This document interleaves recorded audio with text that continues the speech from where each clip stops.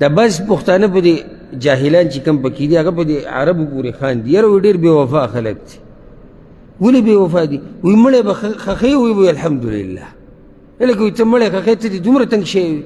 نه دې تنګ شوی نه یې دی په دې مسله پوه دی او ته پرې نه یې پوه. ولې دې ټیم کې الحمدلله؟ لکه زه اوس تاسو ته دا ووایم زما اوس یو خپل مړ شو او زه بیا هم وایم الحمدلله. ولې وایم الحمدلله؟ غوږ ورته کښېنه. الحمدلله به دې وایم چې په ایمان کې مړ دی. الحمدلله به دې وایم چې نور نعمتونه د الله لا ډېر شتي دا یو یې رانه واغستو. الحمدلله به دې وایم چې دا مصیبت ما ته د خپل پتلو کې را رسېدلی دی، په اسلام کې راته مصیبت نه دی را رسېدلی، په دینداري کې مې نقصان نه دی راغلی. او الحمدلله به دې وایم چې د دې نه غټ نه دی راغلی بل. الحمدلله به نه وایې که نه به وایې؟ دې ټیم کې هم د الله نعمت دی. سبحان الله، یعنې یو وخت نشي کولی چې ته د الله نعمت نه بهر دا چې تا باندې د مصیبت راغی که نه.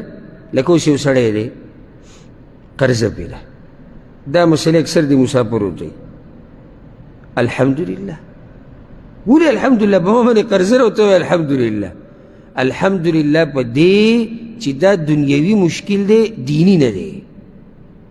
لکه چې مسله د دین خطرناکه ده که نه، د دنیا د دین. بله دا چې الحمدلله په دې چې د دین غټ مصیبت نه دی راغلی او قرضه د ثوابه ختمه شي. نو دریم الحمدلله دا چې بدن مې روغ دی، دا پیسې به وګټم ور به یې کم که نه. بدن که مې خراب وي خو قرضه دې په ما نه او زما دې بدن خراب وي، په هسپتال کې دې پروت وي، زه به دې بدن باندې څه کوم؟ او الحمدلله صحیح ده قرضه په ما باندې ده، بچي زما په امن او امان کې دي، هغوی ته رزق میلاویږي، مور پلار مې په حیا او په عزت کې ژوند تېروي. نو الحمدلله به وایې که نه به وایې؟ په دې ځان عادت کوي. ګورئ په مخه الحمدلله، اسې الحمدلله. الحمدلله یعنې حمد د الله ته وایې چې ای الله ته د ټولو اوچتو صفاتو لایق یې. نو الله د صفاتو لایق نه دی؟ هر حال کې وایه الحمدلله. پیغمبر صلی الله علیه وسلم خو په مخه الحمدلله وي چې کله به ورته مصیبت را ورسېدو او کله به غم راغی نو څه به وي؟ الحمدلله علی کل حال. په هر حال کې د الله حمد ویم. مصیبت کې به هم داسې وي، په سخته کې به هم وي، په غم کې به هم وي. الحمدلله علی کل حال دا به ځان عادت کې هر حال کې د الله شکر دی. که زمونږ د جسم داسې ذره ذره شي که نه، ذره ذره، بیا هم الحمدلله علی کل حال، بیا هم د الله حمد. لکه دا څه چې موږ سره دی د چا دي؟ د الله دي. او ما تاسو ته وایي ته ترې وتی نه شي. وتی شي تی؟ نشي ترې وتی. یو سړی مړ شو ووتو تی بیا، ولې بیا بې څه نعمت دی؟ نه د هغې نه مخکې نور څه نعمتونه بې نشتي؟ نه هغه وشو او ختم شو، مړ شو دی په ایمان کې مړ شو، بیا د هغې نه به په داسې نعمت دی د الله. دا قبر نعمت نه دی؟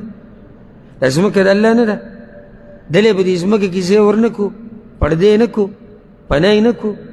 یعنې دې که بهر پروت وی، دین کې دا مسله نه وي، الله موږ ته نه وي ښوولی، د ده د جسم او بین روان وي، ځناور به راتلې، خلکو به پورې خاندلې، مذاق او ټوکې به پورې کولې.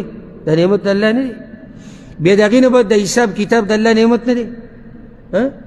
لکه یو سړي په دنیا کې ځان ستړی کو دینداري وکړه، هغه بل چې دی ټوله شپه ورځ د الله په نافرماني کې لګیا دی، دواړه دي جنت ته ځي، دواړو د الله راضي کېږي، د یو سره دې حساب نه کېږي. داسې مناسب وه؟ نه وه. مناسب دا ده چې تپوس دې وشي او چا چې څه کړي د هغه بدل دې ورته میلاو شي. دا هم د الله نعمت نه دی؟ نو په هر حال کې د الله نعمت دی. الله دې موږ له طاقت راکړي چې د الله شکر ادا کړو.